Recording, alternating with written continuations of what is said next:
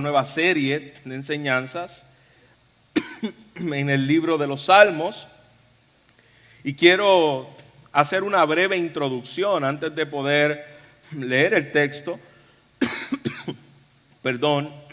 sobre lo que trata el libro de los Salmos, ya que gente puede estar llegando nueva y no entender del contexto donde estamos, así que y algunos pueden estar muchos años en la iglesia y no entender el contexto de los salmos. Así que les voy a dar un pequeño contexto antes de leer el Salmo 1, donde comenzaremos esta mañana y entrar de lleno a lo que es la predicación de la palabra. El libro de los Salmos es un libro que fue escrito por el pueblo de Israel para alabanza del Señor. Es un libro de cánticos, hay lamentos, hay oraciones de súplicas, hay oraciones de gozo, hay oraciones de exaltación. Y el pueblo judío tenía la costumbre, a través de las oraciones, de los cánticos, de las alabanzas y de los lamentos, que son las cinco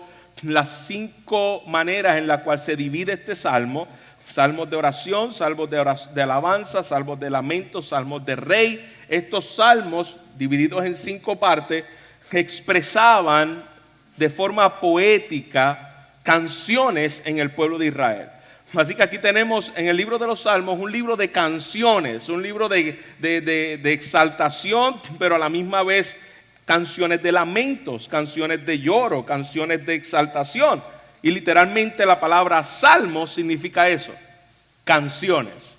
Salmo significa canciones, una compilación de oraciones en forma de canciones destinadas a la adoración a Dios como pueblo judío. Para eso se escribieron, y qué bueno que podemos tener un libro de canciones donde podemos identificarnos con aquellas expresiones emocionales y aquellas realidades de crisis, y aquel pueblo que todavía tenía esa esperanza en el Mesías, pero no negaba su dolor a través de las circunstancias.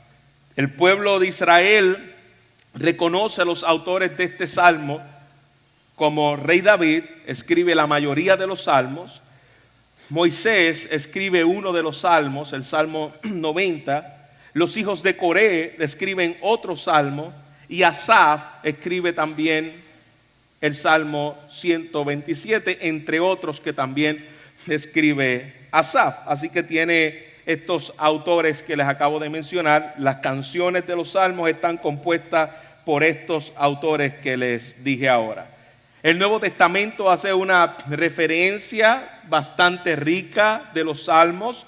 El apóstol Pablo instruye a la iglesia en el libro de Efesios a cantar entre vosotros salmos espirituales, a hablar entre vosotros con himnos y salmos espirituales. Así que no es algo que el Nuevo Testamento era ajeno, sino que continuamente vamos a ver la expresión de estos salmos en el Nuevo Testamento. En Colosenses capítulo 3, versículo 16 también hay una mención, y Jesús menciona también a los salmos, donde dice que todas las escrituras hablan acerca de él, comenzando desde los profetas, continuando por los salmos. Toda la Biblia habla acerca de Jesús, y los salmos no son la excepción. Toda la palabra de Dios nos apunta a la persona de Cristo. Así que, haciendo una breve introducción al libro que vamos a comenzar, y no espere que vamos a cubrir todos los salmos, ya que es el libro más largo de toda la Biblia. Los salmos es el libro más extenso de toda la escritura, así que no estaremos haciendo una serie de exposiciones de todos los salmos, pero estaremos hasta el mes de septiembre estudiando diversos salmos, y probablemente el año que viene volvemos para este tiempo de mayo a septiembre, tiempo de verano, estaremos volviendo otra vez a retomar los salmos. Así que estamos en los salmos hoy. En septiembre culminamos la serie de salmos y continuamos una serie en 1 y 2 de Timoteo para culminarla, Dios mediante, en el mes de enero. ¿Ok? ¿Listo? A sus marcas. Fuera. Salmo 1. Vaya conmigo a la palabra del Señor. Salmo capítulo 1. Se pone de pie conmigo, en reverencia a su palabra. La palabra del Señor lee de la siguiente manera. ¿Lo tenemos, iglesia? Dice su palabra: bienaventurado el varón que no anduvo en consejo de malos, ni en silla de escarnecedores se ha sentado, sino que en la ley de Jehová está su delicia, y en su ley medita de día y de noche. Será como árbol plantado junto a corrientes de aguas, que da fruto a su tiempo y su hoja no cae, y todo lo que hace prosperará. No así los malos, que son como el tamo que arrebata el viento. Por tanto, no se levantarán los malos en el juicio, ni los pecadores en la congregación de los justos, porque Jehová conoce el camino de los justos, mas la senda de los malos perecerá. Padre, te damos gracias por tu palabra. Y gracias, Señor, porque al abrirla en cualquier parte, tenemos la seguridad de que ella ha sido inspirada por ti y de que ella hará la obra por la cual tú la has encomendado. Y gracias porque los salmos que acabamos de leer, Señor, sobre ellos, no son la excepción. Gracias porque esto es palabra inspirada, aunque es un libro de canciones, es un libro donde, inspirado por tu Espíritu, hombres tuyos lo dejaron escrito para nosotros también. Y sabemos, Señor, que de la misma forma en que ellos pudieron abrir su corazón y tu Espíritu utilizar ese sentimiento, esa emoción, esa circunstancia y ese contexto en particular, de la misma forma podemos hoy identificarnos con ellos, reconociendo, Padre, que tu palabra es útil para enseñarnos, redarguirnos y convencernos en tu justicia. En Cristo Jesús oramos. Amén. Puede sentarse, iglesia. Una de las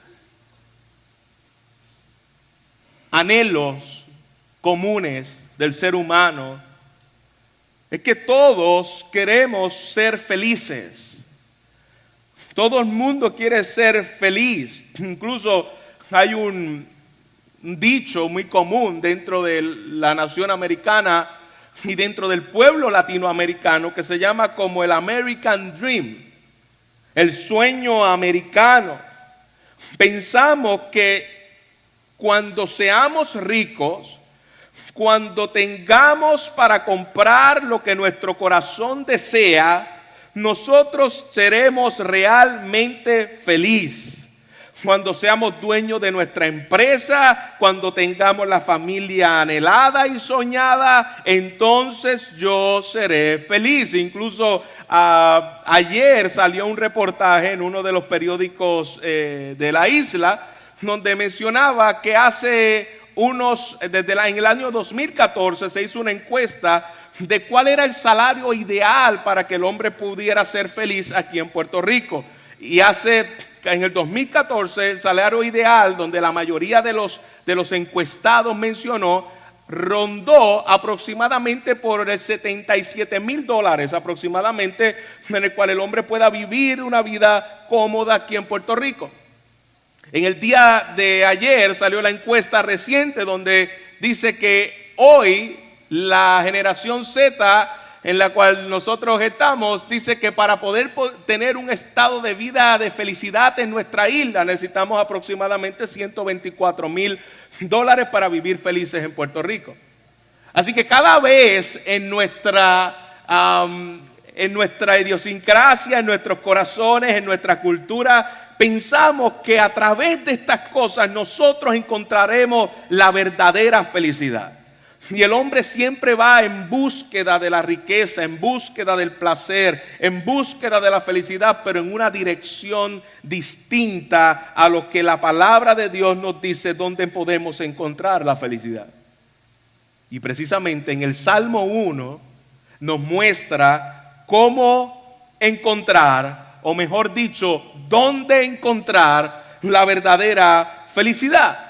El Salmo 1 es una bienaventuranza, al igual que las bienaventuranzas de Jesús en Mateo capítulo 5, cuando comienza el sermón del monte, ¿lo recuerda? Bienaventurados los pobres de espíritu, bienaventurados los que tienen hambre y sed de justicia, bienaventurados los pobres. Pues aquí el Salmo 1, que es la introducción de todas las demás canciones, nos habla acerca del hombre bienaventurado.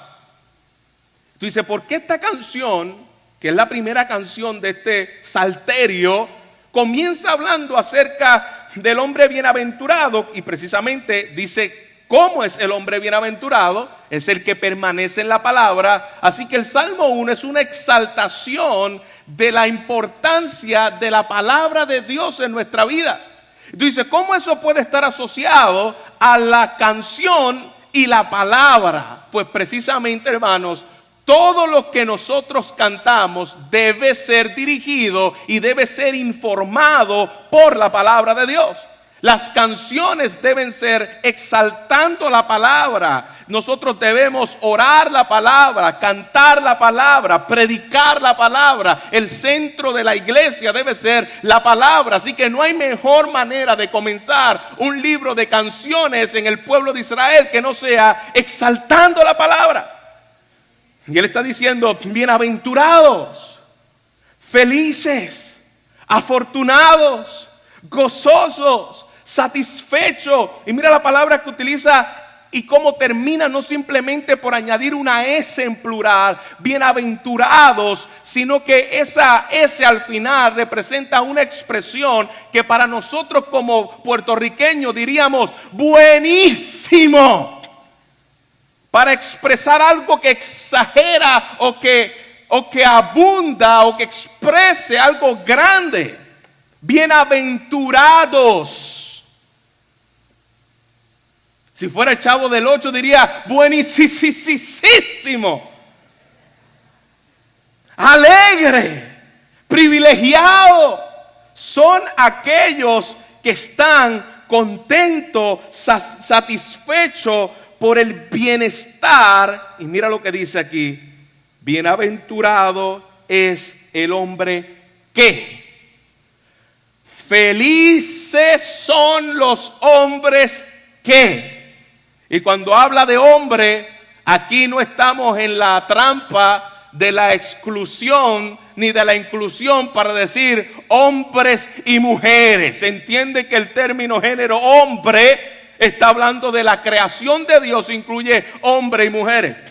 Tenemos que tener cuidado con eso en el día de hoy, porque usted por ahí escucha, bienvenidos a los hombres, bienvenidos a las mujeres, saludos a ustedes los que están aquí presentes, y comienzan a utilizar este lenguaje inclusivo. Hermano, se entiende. Nosotros no tenemos que estar añadiéndole a eso. Bueno, por si acaso, bienaventurado es el hombre que no anda en el consejo de los impíos, ni se detiene en el camino de los pecadores, ni se sienta en silla de escarnecedores. Y aquí hay 3 verbos que hablan acerca de la acción de cómo el impío comienza a desviarse del camino. Y lo primero que dice, uno no estuvo en camino de malos. Hay un camino, hay una senda, es un caminar. Tú estás caminando con alguien. Aquí está diciendo, bienaventurado el que su camino no está conducido por la mentalidad, la costumbre y la práctica de un impío. 2, no estuvo en consejo de malo, no estuvo en camino de pecadores. Y 3, no se sienta en silla de escarnecedores. Puede ver, uno no anda en el camino, no se detiene en el camino y no se sienta en el camino. Es como la progresión de cómo la mentalidad anti-Biblia, anti-Dios, anti su palabra, puede ir carcomiendo poco a poco nuestras mentes y comienza precisamente con un tiempo donde yo estoy andando en el consejo de los impíos. Luego me detengo. Vamos a ponerlo de esta expresión. Tú estás andando y alguien te está hablando y de momento, te detienes. Y comienzas a escucharlo. Y dice, esta conversación está buena, sentémonos. ¿Puede ver la progresión de estos verbos? Número 1, caminas con ellos. Número 2, te detienes a escucharlo. Número 3, te sientas a oírlos. Y aquí está diciendo el salmista, bienaventurado es el hombre en el cual no hace esto. No camina según el consejo de los impíos. No vive de acuerdo y utiliza 3 palabras: malvado, pecador, impío. Malvado, pecador, impío. Malvado es la acción que está haciendo. Pecador es la persona que es. Impío es aquello que representa. Entonces, está mostrándole a través de estas 3 frases, o de estos 3 verbos, o de estos 3 grados donde comienza el alejamiento de Dios, diciéndole, es alguien gozoso, feliz, quien no escucha, ni quien no vive en el camino de ellos. La pregunta que debemos hacernos es, ¿y quiénes son los impíos? Porque ahí dice 1, que no ande con ellos. 2, que no me detenga a escucharlo. Y 3, que no me siente con ellos. ¿Quiénes son los impíos? Porque los impíos en este texto es un contraste con la persona feliz y justa. Y lo vamos a ver en los próximos versículos. El contraste de la persona bienaventurada son precisamente los impíos. ¿Qué es un impío? Porque a veces lo utilizamos mucho en nuestro vocabulario, pero no sabemos qué significa. En el tiempo pasado esta palabra se utilizaba mucho hablando acerca de personas que eran piadosas, y gente que no era piadosa eran conocidos como impíos. Una persona piadosa es alguien en el cual Dios está en todas las esferas de su vida reconocido. Eso es una persona piadosa. Reconoce a Dios en todas las circunstancias de su vida. Eso es alguien piadoso. Vive piamente, reconociendo a Dios. Una persona impía es lo contrario a un piadoso.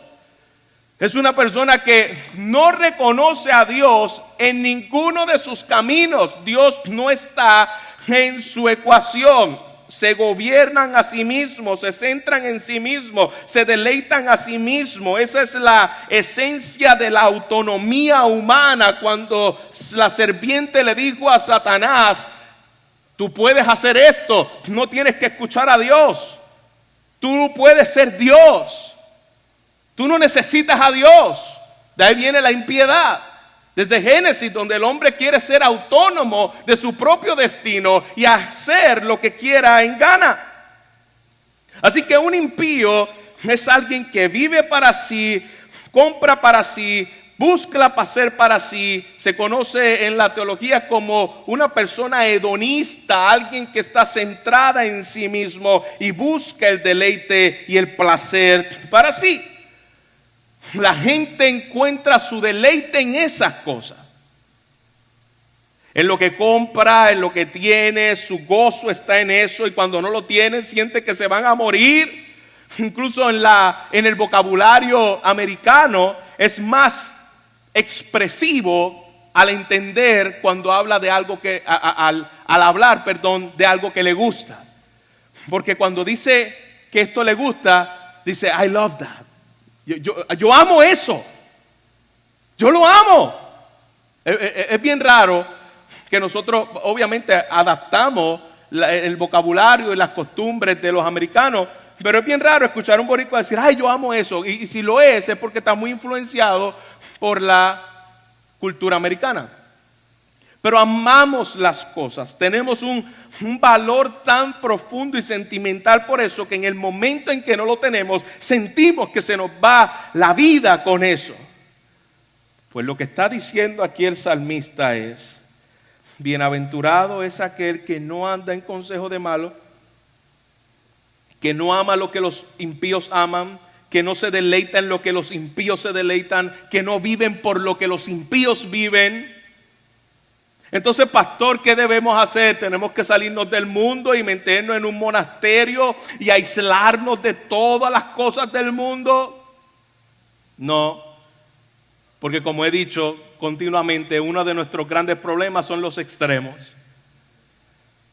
Aquí el texto no está diciendo que nosotros nos metamos en un monasterio, ni que nosotros vivamos alejados del mundo. Ahí nos dice: no se siente en silla de escarnecedores, sino que se va a una montaña y se va allá solo, lejos de toda la tecnología, lejos de toda la sociedad, y pueda estar allí en medio de la naturaleza, su delicia. No, eso no es lo que dice el texto. El texto dice lo contrario a una persona que vive, se nutre y se goza del sistema impío. Lo contrario es precisamente: se deleita en la ley de Dios, sino que en la ley de Jehová está su delicia, y en su ley medita de día y de noche. ¿Cómo yo puedo deleitarme en la ley?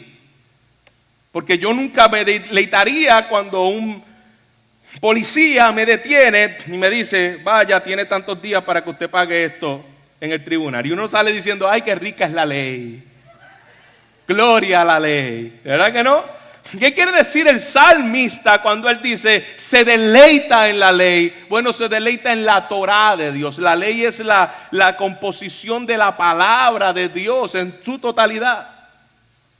Se deleita en su palabra, como le llamaba el pueblo de Israel, la Torá, el lugar donde la revelación de Dios nutre a su pueblo, en la ley del Señor. Mira ahí lo que expresa el salmista: en la ley de Jehová está mira la palabra que utiliza: delicia. Durante esta semana yo he sido bendecido por esta iglesia, por las comidas que me han llevado. Y hermanos, literalmente ha sido una delicia. El comerme el bistecito, el comerme el pollito, la forma en que algo que yo me lo he disfrutado.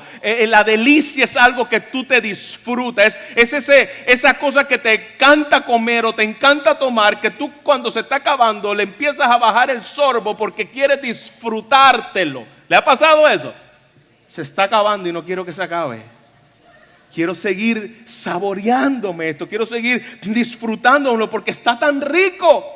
Y aparte que si está rico, lo más probable es que también es caro, porque lo rico es caro. Yo sé que no me lo puedo comer otra vez y darle un repeat a esto porque me va a salir. No hay refill para esto.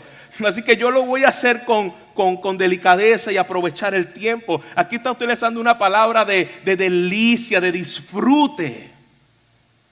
Disfruta la palabra del Señor. Lo contrario a los impíos, disfruta la palabra del Señor. Salmo 19, versículo 8. Los preceptos del Señor son rectos, que alegran el corazón. Deseables más que el oro, más que el mucho oro refinado, más dulce que la miel. Mira cómo habla el salmista de la palabra. Más dulce que la miel y que la que destila del panar. Es un disfrute la palabra de Dios.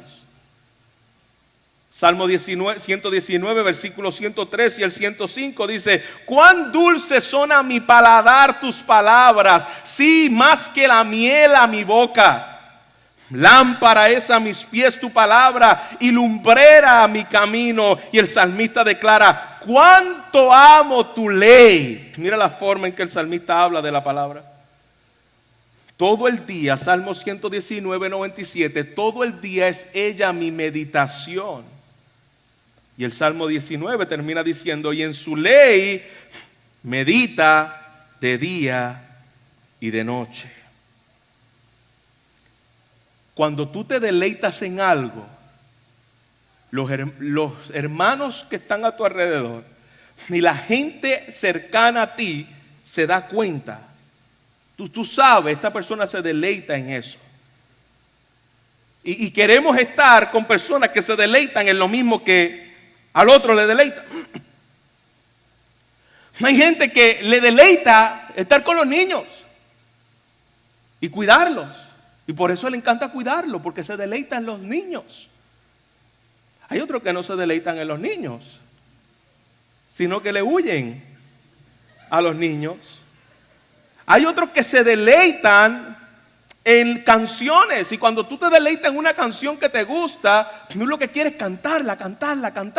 Hermano, usted no sabe, yo tengo en mi teléfono 3 canciones donde cada vez que me monto, Eliana y Samuel me piden constantemente la misma canción. Tengo Chuchuá, el pájaro loco, y que ya es como que, ok, otra vez. Y la escuchan como si fuera la primera vez, y con una sonrisa en su cara. Y nosotros, yo y mi esposa, estamos como que, ok, otra vez, y se acaba. Se deleita en esa canción. Puede escucharla 20,000 veces y se deleita en esa canción. Hermanos, cuando nosotros nos deleitamos en la ley de Dios, nos deleitamos en la palabra de Dios, es algo que continuamente queremos meditar, queremos profundizar, queremos conocer, queremos aprender de su palabra. La pregunta que yo quiero hacer en esta mañana, iglesia, ¿dónde nos encontramos tú y yo en el deleite de la palabra de Dios?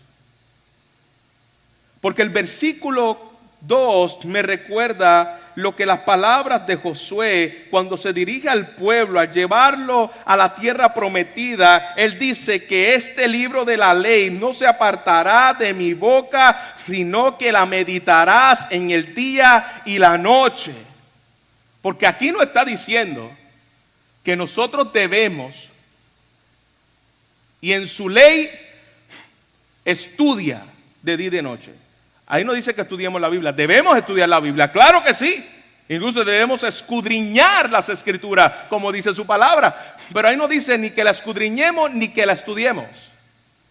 La palabra que utiliza ahí, que las dos cosas que dije anteriormente son necesarias hacer, pero la palabra que utiliza ahí es meditar en su palabra de día y de noche.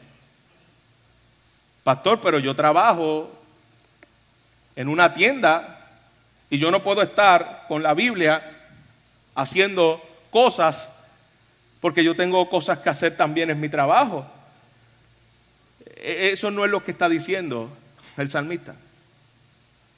El salmista está diciendo que aún en todo lo que tú y yo podamos hacer, siempre podemos meditar en su palabra. Usted ha visto la palabra literal, que es aquí es la palabra murmurar, es la palabra que utilizan los judíos cuando usted ha visto ese muro de los lamentos, si lo ha visto tal vez por video, por las noticias o por alguna película, y usted ve los judíos que están con la palabra o con parte de la Torá y están hablando, y usted escucha el murmurar. Usted va a Israel y usted va a escuchar y están orando y meditando la palabra de Dios. Y eso es lo que el salmista nos está haciendo referencia aquí, donde yo pueda reflexionar en la palabra, leer la palabra, reflexionar y actuar de acuerdo a lo que estoy aprendiendo. Eso es meditar en la palabra.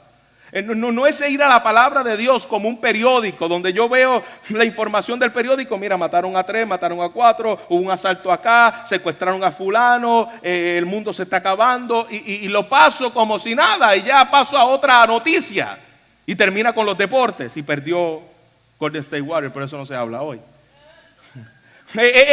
No es ese tipo de noticia de lectura. Es donde tú tomas la Biblia y empiezas a meditar. ¿Qué está diciendo Dios aquí? ¿Cuál es la idea central de lo que Dios quiere enseñarnos? ¿Qué Dios está esperando de nosotros en esto que yo estoy leyendo?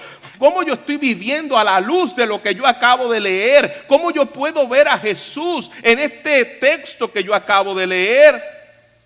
Eso es meditar en la palabra de Dios. No simplemente leerla y pasarla. Es que yo estoy meditando lo que Dios me dijo a través de ella. Y usted puede tener la práctica más preferible y con eso no hay ningún problema, pero lo importante es que tengamos la práctica de la meditación de la palabra. Y cuando hablo de la práctica de la meditación de la palabra, tampoco estoy hablando de meditación trascendental. Hace poco yo veía a Eliana, estaba sentada y la veo así. Y yo digo, ¿qué tú haces? Praying. Yo no, así no se ora.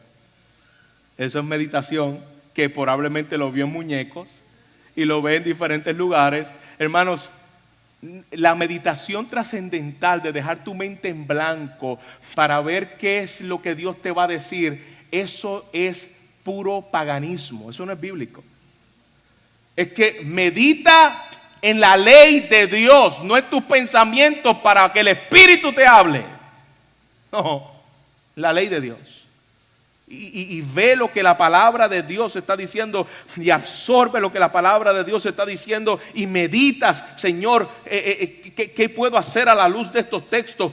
Lo que estamos viendo ahora, el Salmo 1, ¿en qué camino estoy yo yendo? ¿En qué me estoy buscando el consejo? ¿Dónde estoy poniendo yo mi delicia? Y comenzar a meditar, y eso usted lo puede hacer aún incluso mientras está en el camino, mientras llega a su trabajo y tiene un momento del día donde está tomándote un break y la palabra de Dios continuamente está siendo meditada en tu corazón, pero comenzaste sembrando algo en la mañana. Donde esa palabra se quede rumiando en tu corazón. Y aquí está el contraste. Versículo 3. Mira los beneficios que tienen los justos cuando su oído y su deleite está en la palabra y no en el camino del impío. Beneficio dice que han sido trasplantados junto a corrientes de agua. Y eso es lo que Dios hizo con nosotros. Nos traspasó de un camino seco a un camino donde se puede nutrir del agua en el cual fue sembrado. Y dice la palabra que fuimos traspasados. Lo mismo que dice el apóstol Pablo, fuimos trasladados del reino de las tinieblas al reino de su Hijo amado, admirable en Cristo Jesús. Y ese árbol que ha sido traspasado y trasplantado a un lugar que tiene corrientes de aguas, que es el ejemplo que él utiliza para hablar de la palabra. Dios te trasplantó y te puso en su palabra para que nosotros vivamos en su palabra. Ese pueblo, dice la Escritura, es un pueblo que da fruto.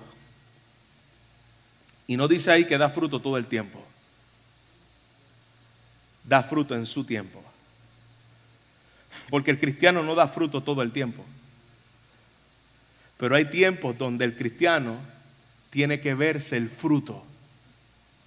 Es un fruto del Espíritu, es una obra del Señor. Hermanos, es la misma palabra que dijo Jesús cuando dijo: yo soy la vid verdadera y mi Padre es el viñador. Todo aquel que no da fruto, Él lo va a quitar, y todo el que da fruto permanecerá en mí. Yo soy la vid y ustedes los pámpanos. El que permanece en mí y yo en él, ese es el que da mucho fruto. Y separados de mí, nada podéis hacer.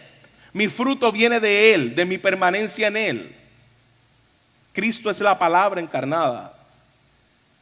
Él es el logo de Dios, el verbo de Dios. Dice Juan capítulo 1, versículo 1. En el principio era el verbo, y el verbo era con Dios, y el verbo era Dios. Es la palabra de Dios. Cristo es su palabra encarnada. Estar en la palabra es estar en Cristo. Estar en Cristo es estar en su palabra. Sus palabras dan testimonio de mí.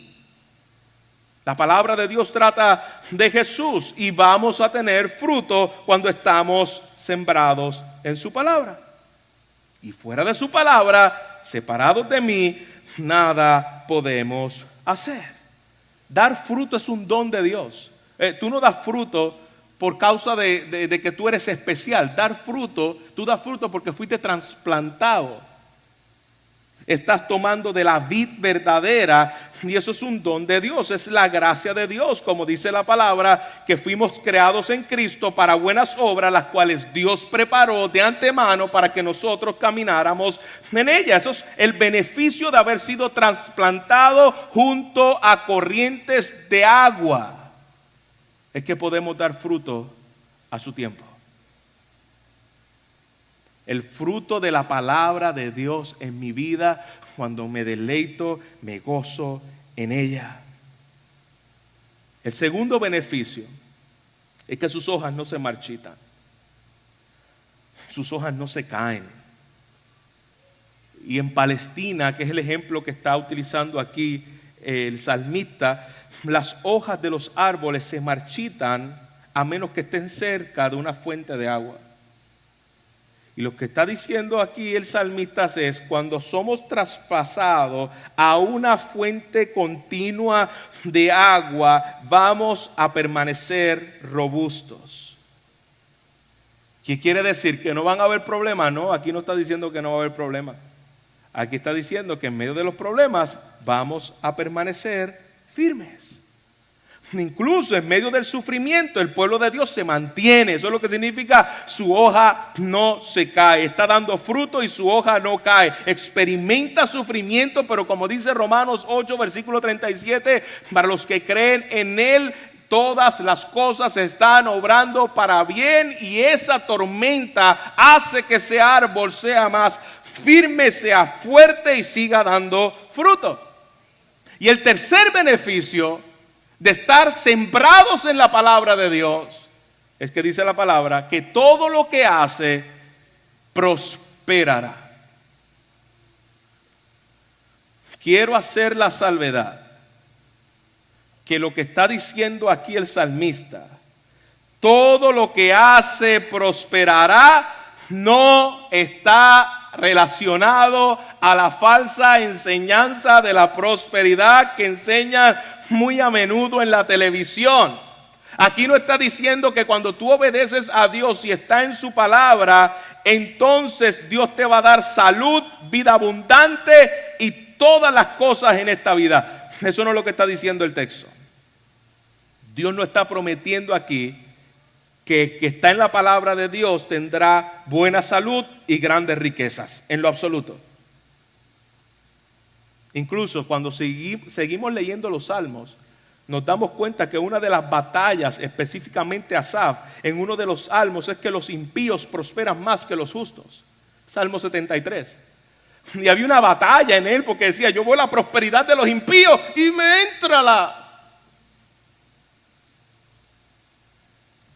Estuvo a punto de tropezar mis pies, dice el salmista, al ver a los arrogantes prosperar, al ver a los impíos prosperar, porque no hay dolores en su muerte. Mira, él no lo podía entender y su cuerpo estaba robusto. No sufren penalidades como los demás mortales, ni son azotados como los demás hombres. Recuerda que lo que estamos hablando aquí en este salmo es un símil. ¿De qué está haciendo la comparación? Del árbol en las aguas, del hombre que permanece en la palabra. Será como un árbol plantado junto a corrientes de agua, que da fruto a su tiempo y su hoja no se marchita. Y todo lo que hace, ¿qué? ¿De quién está hablando? Del árbol, correcto. Todo lo que hace el árbol prosperará. La pregunta que tenemos que hacer: ¿qué es lo que hace el árbol? ¿Cómo prosperan los árboles? Dando frutos. Esa es la prosperidad que está hablando ahí. Dando frutos. ¿Y quién es el mayor beneficiario de los frutos cuando el árbol lo da? El que los coge. Yo tengo un árbol de mango detrás de mi casa grandísimo. Y literalmente más de la mitad de ese árbol cae sobre mi terreno. Y uno de los mayores beneficiarios de ese árbol de mango somos nosotros. El árbol no está recibiendo nada cuando da el fruto.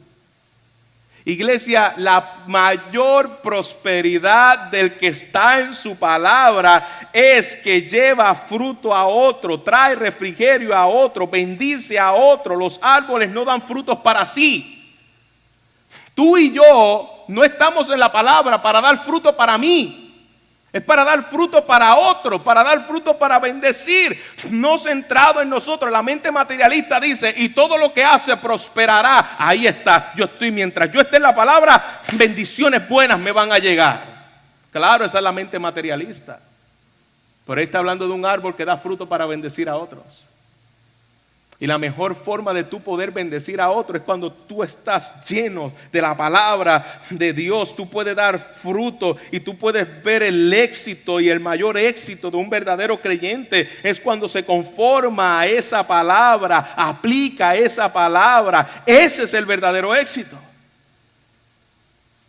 No la prosperidad simplemente como muchos la ven por ahí.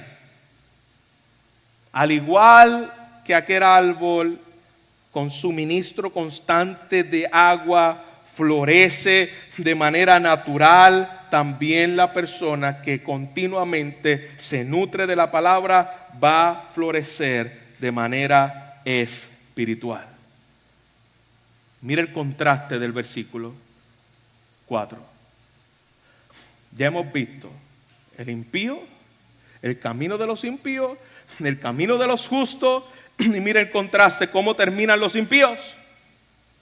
Mas los impíos no son así, sino que son como la paja que el viento se la lleva. El hebreo tiene un contraste más fuerte. No así los impíos. No son como árboles plantados junto a corrientes de agua, sino que al contrario, son como la hoja seca que el viento se la lleva. La comparación de un árbol bien arraigado, donde corrientes de agua se nutre, en comparación al impío, dice, va llevado por cualquier viento. Son como la paja, así es el impío. Cualquier pensamiento se lo lleva, no tiene raíz, no tiene frutos espirituales, no hay vigor, no hay frescura, no hay vida. Son presa de la brisa más constante del momento, son totalmente inútiles e inestables. Contraste entre el árbol y la paja. El árbol tiene raíces, el árbol da fruto, la paja se la lleva el viento. Versículo 5. Por tanto, no se sentarán los impíos en el juicio, ni los pecadores en la congregación de los justos. El impío no se va a sostener en el juicio.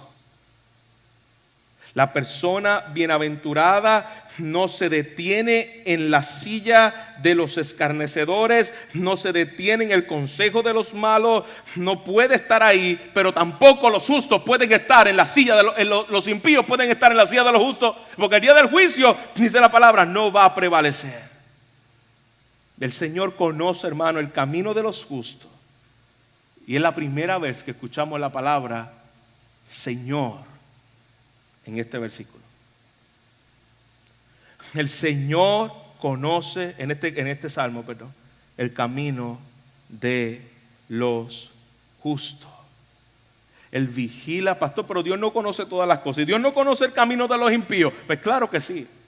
Pero aquí no está diciendo de ese conocimiento omnisciente de Dios, sino de ese conocimiento especial donde Dios tiene para su pueblo, ese amor especial que Dios tiene para con sus hijos, esa obra donde dice la palabra que a los que antes conoció, a estos también predestinó para que seamos hechos conforme a la imagen de su Hijo. Él vigila, Él cuida, su oído está atento a la voz de sus hijos, mas no, dice su palabra, con los impíos. Mira el destino de los impíos. Y si hay alguien aquí que está viviendo su vida fuera de Jesús, o en el camino o sentado con el consejo de los impíos lejos de Dios, versículo 73 del Salmo, capítulo 73, Salmo 73. nos dice, porque tuve envidia al final del capítulo de los arrogantes, al ver la prosperidad de los impíos, hasta que entré en el santuario de Dios, entonces pude comprender el fin de ellos, porque los que están lejos de ti perecerán. El camino final del impío es perecer. El camino final de los justos es delicia. Así que el mensaje del Salmo 1 es sencillo. Hay dos caminos: impíos, justos. Y el contraste entre los impíos y los justos es que Dios vela por los justos, aquellos que se deleitan en el Señor, y los justos no estarán en la presencia del Señor. ¿Cuál camino estamos andando? ¿Estoy en el camino de los justos cimentados en la palabra de Dios, o mi vida continuamente está siendo influenciada a través del consejo de los impíos? Escucho a los impíos, me deleito con los impíos, hago lo que los impíos hacen. Dice la palabra del Señor que vas a perecer. Dice la palabra del Señor que tendrás eternamente el juicio de Dios sobre tu vida. Estás en el camino de la condenación. Dice la palabra que Jesús mismo en Juan capítulo 3 versículo 36, el que cree en el Hijo tiene vida eterna, el que no obedece al Hijo no verá la vida, sino que la ira de Dios está sobre él. ¿Estás en el camino de la ira de Dios, de los impíos, enemigo de Dios? ¿O dice tu palabra, estás en el camino de la vida eterna? Los que han creído en Cristo Jesús, se han arrepentido de sus pecados, la palabra de Dios nos da la certeza de que tenemos la vida eterna. Jesús dice en el Salmo, en el Sermón del Monte, bienaventurados, benditos, felices son aquellos que entran por la puerta estrecha, porque ancha es la puerta y espacioso es la senda que lleva a la perdición. Y mira la palabra que utiliza: muchos son los que entran por ella. La puerta estrecha y la puerta angosta, la senda de la vida, son pocos las que la hallan, y la senda de la perdición, muchos van camino a ella. Por tanto, sigue diciendo Jesús, cualquiera que oye mis palabras y las pone por práctica será semejante a un hombre sabio que edificó su casa sobre la roca. Cayó la lluvia, vinieron torrentes, soplaron los vientos, azotaron aquella casa, pero no cayó porque había sido fundada sobre la roca. Todo aquel que oye mis palabras, dice la palabra, y las pone por práctica, será semejante a aquel hombre que edificó su casa sobre la roca. Pero el que no pone por práctica mis palabras será el hombre insensato que edificó su casa sobre la arena, y cayó la lluvia, vinieron los torrentes, soplaron los vientos, azotaron aquella casa y cayó, y grande fue su destrucción. No era simplemente que oyeron la palabra, porque gente oye la palabra, hermanos. Hay gente que está aquí, viene todos los domingos, oye la palabra, pero no pone por obra la palabra del Señor. Su vida está sustentada en la arena. Cuando llegan los problemas, cuando llegan las tribulaciones, cuando llegan los momentos difíciles, comenzamos a negar contra Dios y a quejarnos, y nos vamos porque no se están dando las cosas como yo quiero, porque no ha sido fundada sobre el fundamento, valga la redundancia, de la bendita palabra de Dios que nutre mi vida día y noche. ¿Cómo estoy actuando? ¿Como el sabio que construye su casa sobre la arena?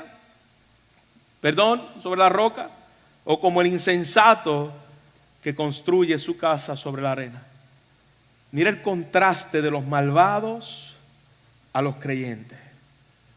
Los malvados son como la paja, donde un día va a ser recogida y quemada. Y los creyentes son como aquel que viene a recoger el trigo para ser llevado. Dice, uno será en el extremo izquierdo, otro será al extremo derecho. Iglesia, termino preguntándote, ¿te la pasas con los impíos y te deleitas en sus conversaciones? Porque si hay esa tendencia en nuestros corazones, estamos en el camino de los impíos. Tal vez estás comenzando a caminar con ellos. Otros de los que están en este lugar ya se han detenido a escucharlo. Y otros ya están sentados a la mesa, teniendo comunión con ellos. Si esa es la realidad de tu vida, yo quiero que tú en esta mañana pongas atención a lo que Dios quiere decirte. Si estás buscando el consejo y te estás deleitando en aquellos que son totalmente contrarios a Dios, tu destino es el que acaba de decir aquí la palabra del Señor. Es un camino de perdición, es un camino de maldición. Terminarás viviendo como ellos, pero eso no es lo más que me preocupa. Terminarás siendo igual de condenados que ellos.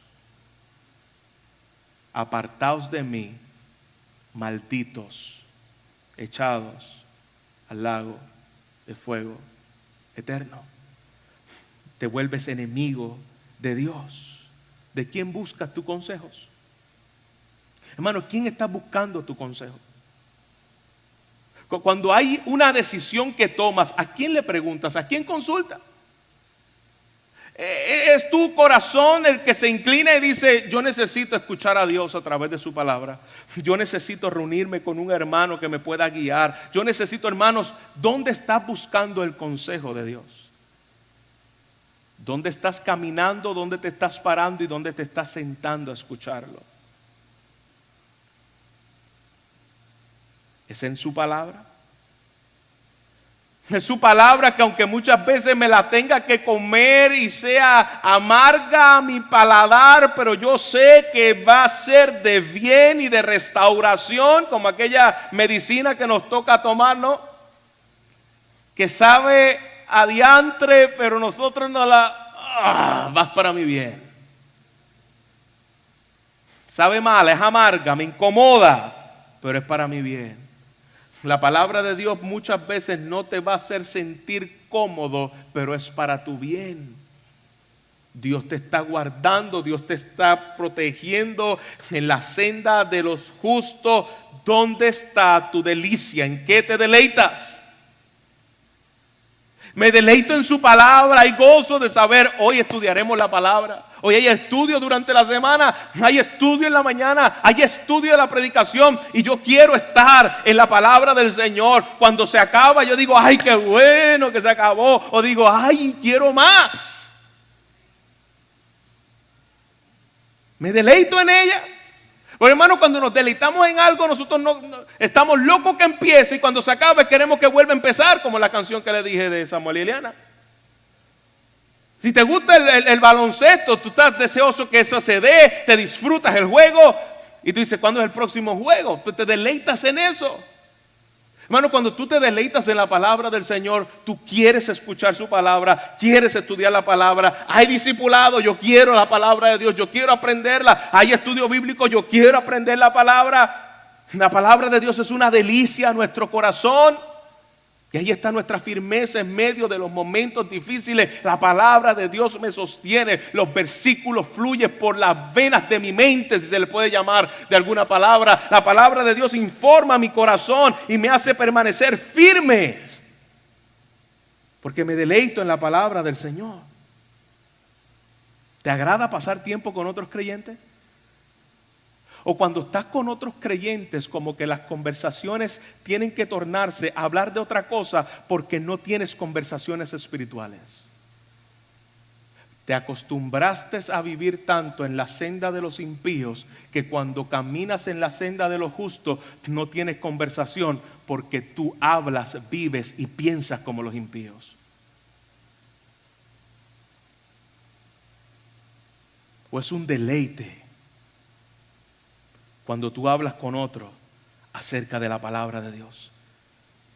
Y tú viste lo que se habló, y viste esto, y esta doctrina, y esto, lo otro, y la palabra de Dios comienza a transformar nuestros corazones, y nuestras vidas comienzan a ser edificadas los unos a los otros por la palabra del Señor. Se vuelve una delicia. Iglesia, ¿en qué camino estamos andando? ¿Te deleita estar con el consejo de los impíos? Y estás como pez en el agua cuando estás en unas conversaciones entre los impíos. Porque si usted está en la senda de los justos, cuando comienzan a haber conversaciones que usted sabe que esto no es de acuerdo a la verdad de su palabra, hermano, tú no quieres estar ahí. Y mucho menos te detienes a continuar hablando de ese tema.